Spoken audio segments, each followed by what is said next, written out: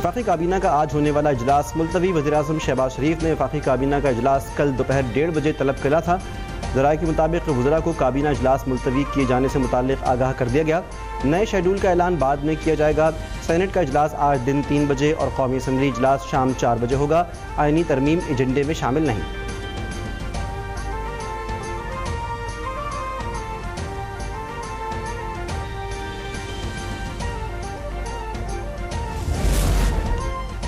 عدلیہ سے متعلق آئینی ترمیم پر مسلم لیگ نون، پیپلز پارٹی اور JUI میں اتفاق۔ جاتی امرہ لاہور میں سیاسی قائدین کی بیٹھک، دیگر نکات پر بھی مشاورت کے بعد اتفاقی رائے کی جانب بڑھ رہے ہیں۔ مولانا فضل الرحمان کی نواز شریف کے عشائیے میں شرکت کے بعد گفتگو۔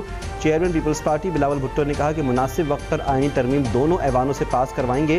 نائب وزیر اعظم اسحاق ڈار نے کہا کہ آئینی ترمیم میں کسی جماعت کا اپنا مقصد نہیں، سیاسی جماعتیں عوام کی بہتری کے لیے کوشاں ہیں، جلد اتفاقی رائے ہو جائے گا۔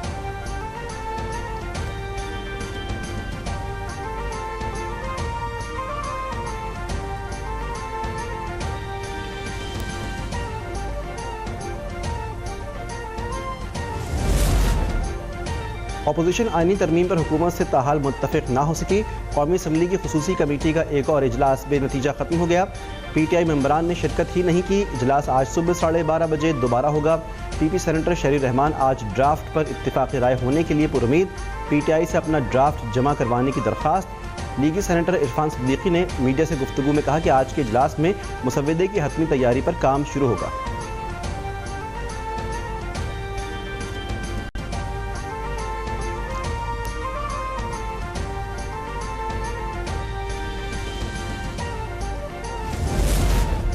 PTI کا آئینی ترمیم کی بھرپور مزاحمت کا فیصلہ۔ سیاسی کمیٹی کا جمعے کو ملک گیر احتجاج کا اعلان۔ اجلاس کا اعلامیہ جاری۔ پارلیمان کے دونوں ایوانوں میں ترمیم کا راستہ روکنے کے لیے ہر ممکن کوشش پر اتفاق۔ سیاسی کمیٹی کا بانی PTI اور ان کی بہنوں کی فوری رہائی کا بھی مطالبہ۔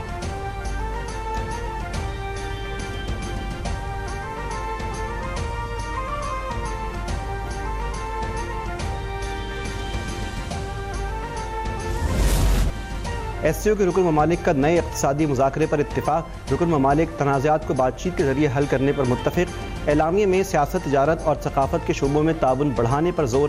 اجلاس کے شرکاء کا تعاون بڑھانے کے عزم کا اعادہ۔ وزیراعظم شہباز شریف سمیت تمام حکومتی سربراہان نے اجلاس کے مشترکہ اعلامیے پر دستخط کر دیے۔ SCO سیکریٹریٹ رپورٹ کی بھی منظوری۔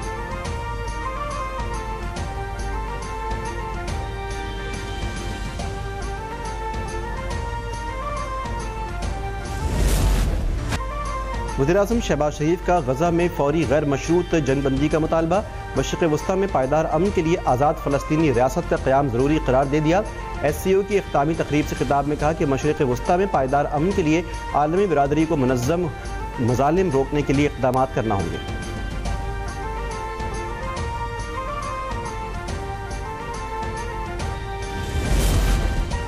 افغان سرزمین کا دہشت گردی کے لیے استعمال روکنا ہوگا۔ وزیراعظم کا شنگھائی تعاون تنظیم کے سربراہ اجلاس سے خطاب، کہا کہ عالمی برادری افغانستان میں انسانی بنیادوں پر امداد پر توجہ دے۔ پاکستان پرامن، مستحکم اور خوشحال افغانستان کا خواہاں ہے۔ علاقائی ترقی کے لیے تعاون اور رابطوں کا فروغ ضروری ہے۔ SCO رکن ممالک کے درمیان تعاون کو مزید بڑھائیں گے۔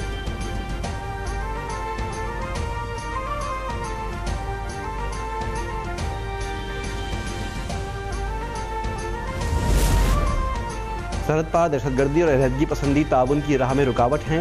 بھارتی وزیر خارجہ جے شنکر کا SCO سربراہ اجلاس سے خطاب، کہا کہ دوستی اور اچھی ہمسائیگی ناپید ہے تو اسباب پر غور کرنے کی ضرورت ہے۔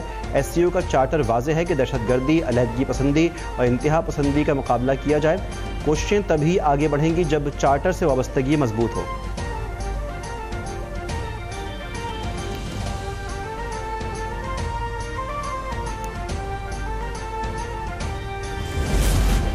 شنگھائی تعاون تنظیم اجلاس کے لیے ظہرانے میں اہم بیٹھک۔ وزیراعظم شہباز شریف اور وزیر خارجہ اسحاق ڈار کی بھارتی وزیر خارجہ جے شنکر سے غیر رسمی ملاقات۔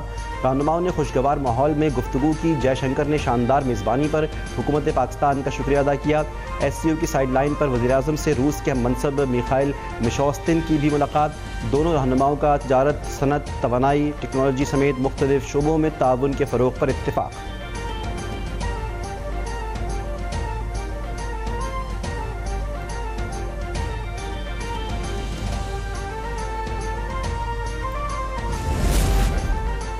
شنگھائی تعاون تنظیم اجلاس میں شریک روس کے وزیر اعظم کی آرمی چیف عاصم منیر سے ملاقات، میخائیل میشوستن نے سپہ سالار کے ساتھ گرم جوشی سے مصافحہ کیا۔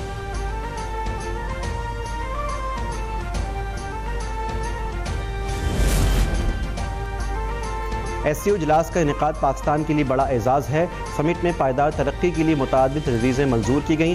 تجارت، سرمایہ کاری اور معیشت کے فروغ پر تبادلہ خیال ہوا۔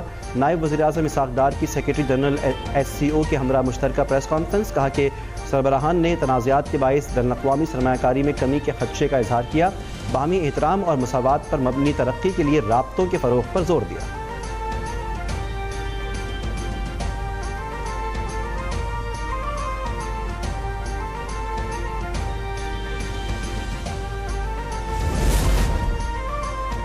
سیکرٹری جنرل ایس سی او کی کانفرنس کے کامیاب انعقاد پر پاکستان کو مبارکباد۔ جانگ منگ نے کہا، اجلاس میں تجارت کے لیے مقامی کرنسی پر اور پروجیکٹ فائنانسنگ پر غور کیا گیا۔ ایس سی او کی کارکردگی بہتر بنانے، علاقائی اور عالمی اہم امور پر بھی تبادلہ خیال ہوا۔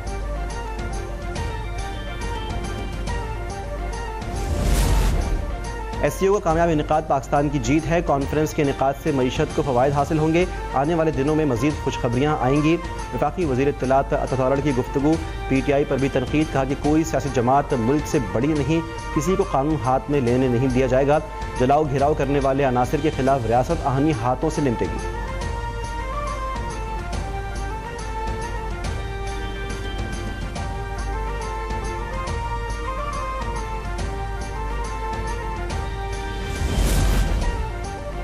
ایس سی او اجلاس میں شرکت کے بعد مہمانوں کی روانگی، چین کے وزیر اعظم لی چیانگ کی دورہ پاکستان مکمل کر کے وطن واپسی۔ وفاقی وزیر احسن اقبال نے معزز مہمان کو رخصت کیا۔ چینی وزیر اعظم نے جلد دوبارہ پاکستان آنے کا عندیہ بھی دیا۔ بھارتی وزیر خارجہ جے شنکر کو دفتر خارجہ حکام نے الوداع کیا۔ کرغستان کے وزیر اعظم ژاپاروف اکیل بیک بھی پاکستان سے روانہ۔ وفاقی وزیر مصدق ملک نے معزز مہمان کو رخصت کیا۔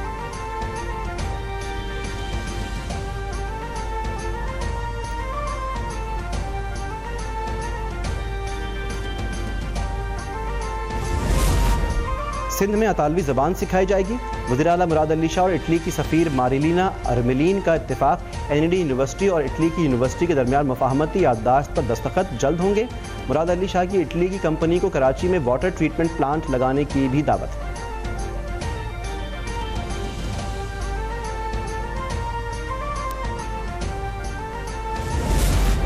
لاہور کے کسی کالج میں طالبہ سے زیادتی کا واقعہ پیش نہیں آیا۔ جھوٹ اور انتشار پھیلانے والوں کو ٹریک کر لیا ہے، انہیں چھوڑیں گے نہیں، عبرت کا نشان بنائیں گے۔ وزیر اعلیٰ پنجاب مریم نواز کا دو ٹوک پیغام، کہا کہ طالبہ بالکل پاک صاف اور اس پر غلط الزامات لگے ہیں۔ ملک دشمن اور دہشت گرد جماعت تحریک انصاف نے دھرنوں میں ناکامی کے بعد جھوٹی داستان گڑھی، طلبہ کو گمراہ کر کے مہم چلائی گئی۔ پی ٹی آئی کے ساتھ وہی سلوک کیا جائے جو کالعدم تنظیم کے ساتھ ہوتا ہے۔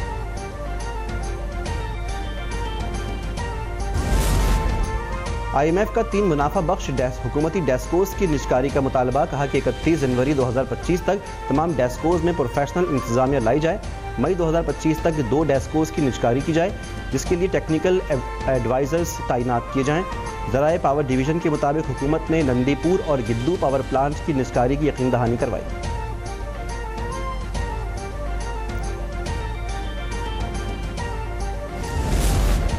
حکومت کا آئی پی پیز کو حتمی تصفیے کی مد میں 72 ارب روپے ادا کرنے کا فیصلہ، معاہدے ختم کرنے کا اطلاق 1 اکتوبر سے ہوگا۔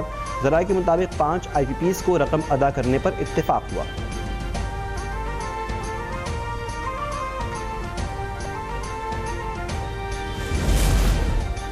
اور ملتان ٹیسٹ کا دوسرا روز، انگلینڈ نے پہلی اننگ میں 6 وکٹوں پر 239 رنز بنا لیے۔ 127 رنز کا خسارہ باقی۔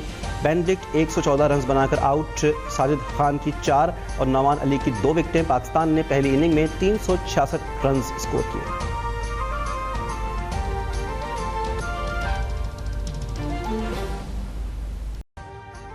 ابھی سبسکرائب کریں تاکہ کوئی خبر رہ نہ جائے۔